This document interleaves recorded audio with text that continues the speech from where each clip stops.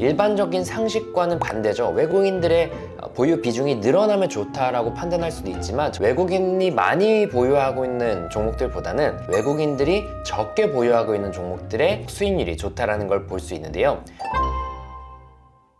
안녕하세요. 퀀트 팩터 가이드, 오늘은 외국인 보유 지분율에 대해서 알아보겠습니다. 외국인 보유 지분율은 개인, 외국인, 기관 등의 투자 주체 중에서 외국인이 해당 종목을 보유한 비중을 의미합니다. 예시를 보시면요, 여기 4월 25일 종목을 선정할 때 보통의 젠포트 프로세스상 전날인 4월 24일 데이터를 사용하잖아요. 그런데 이 외국인 보유 지분율은 지난 시간에 배웠던 신용 잔고율과 마찬가지로 전전날 데이터를 활용합니다. 그래서 4월 25일 매매하는 종목은 4월 21일 데이터를 사용한다는 점 말씀을 드리겠고요. 동양생명 같은 경우가 우리나라에서는 가장 많은 비율로 외국인이 보유하고 있습니다. 물론 100% 다 외국인이 보유한 이상한 종목도 있는데, 일반 주식 중에서는 동양생명이 82.33%로 외국인들이 가장 많이 보유하고 있는 종목 중에 하나이고요. 삼성전자 같은 경우는 외국인들이 50% 전후로 지속적으로 비중을 늘렸다가 줄였다가를 반복합니다. 지난 2023년 10월 달에도 외국인의 보유 비중이 49.5% 수준까지 떨어졌는데요. 당시에 제가 이 카페 포스팅을 통해서 알려드린 것처럼 역사적으로 삼성전자가 50보다 낮은 비율로 외국인들이 보유할 때는 주가가 저점일 경우가 많다라는 내용을 설명드린 바 있습니다. 실제로 당시에 다시 외국인들이 사 모으면서 삼성전자의 주가가 올라가는 모습을 볼 수 있었습니다.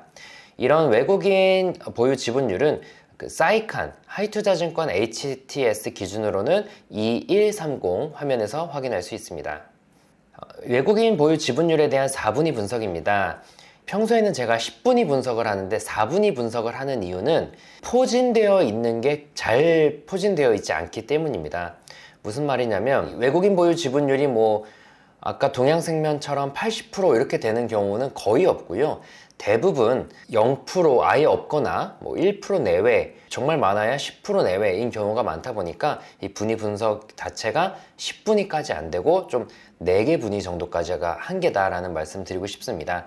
여기서 중요한 건 4분위, 즉 외국인이 많이 보유하고 있는 종목들보다는 낮은 분위, 외국인들이 적게 보유하고 있는 종목들의 종목 수익률이 좋다라는 걸 볼 수 있는데요. 오늘은 이걸 활용해서 전략을 같이 만들어 보겠습니다. 젠포트 홈페이지에 가서 백테스트 포트 만들기 들어가겠습니다. 여기서 일봉, 백테스트 기간은 전체, 내려가서 매수는 전일보다 5% 높은 가격.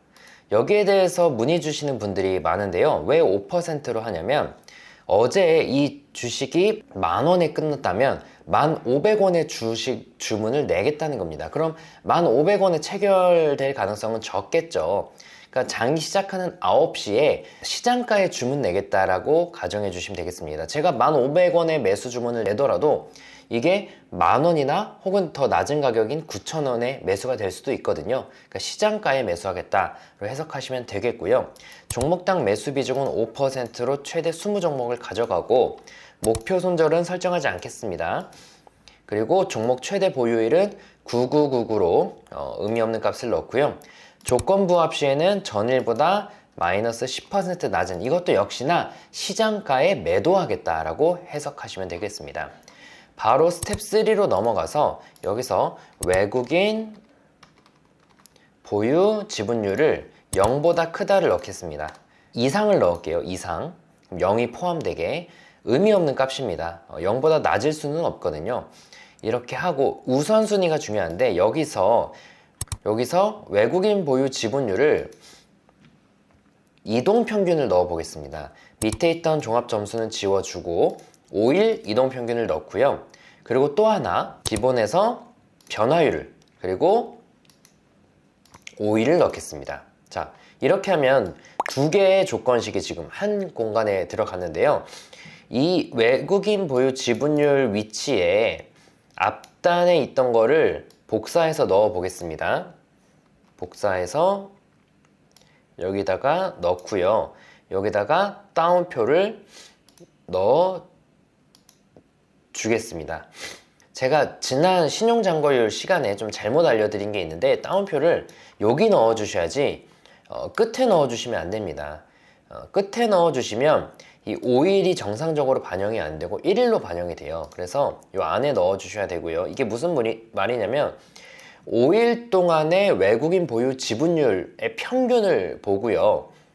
이게 5일 전, 5일 평균 대비해서 얼마나 변화했는지를 나타내는 겁니다. 그러니까 5일, 그리고 또 5일 전, 5일 평균 대비 이 평균이 얼마나 변화했느냐인데, 저는 이것을 내림차순, 증가했느냐가 아니라 오름차순, 떨어졌느냐를 할 겁니다. 조금 일반적인 상식과는 반대죠. 외국인들이 많이 사는, 그러니까 외국인들의 보유 비중이 늘어나면 좋다라고 판단할 수도 있지만, 저희가 아까 4분위 분석에서 본 것처럼 외국인들이 적게 보유할수록 수익률이 좋습니다. 그래서 저는 외국인들의 보유 비중이 낮아진 종목들을 찾도록 지금 매수 우선순위를 설정한 거고요.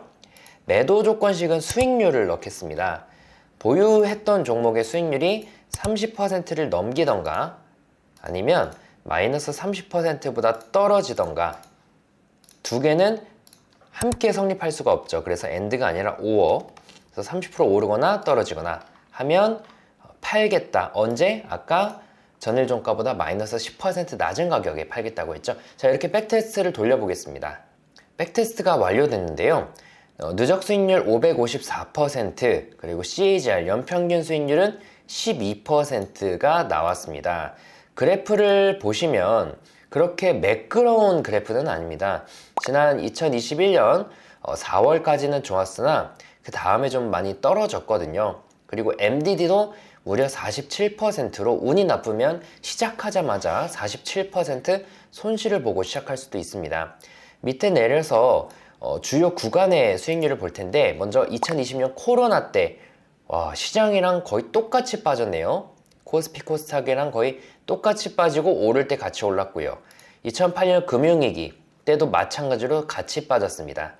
이 외국인 보유 지분율 팩터만 사용하면, 자, 이렇게 외국인 보유 지분율 팩터만 활용하면 시장 하락을 이기지는 못하는데요. 그래도 여러분들이 가지고 있는 전략들을 개선하는데 이런 외국인 보유 지분율 팩터를 한번 활용해 보시면 분명 좋은 전략이 나올 겁니다. 오늘은 여기서 마치겠습니다. 감사합니다.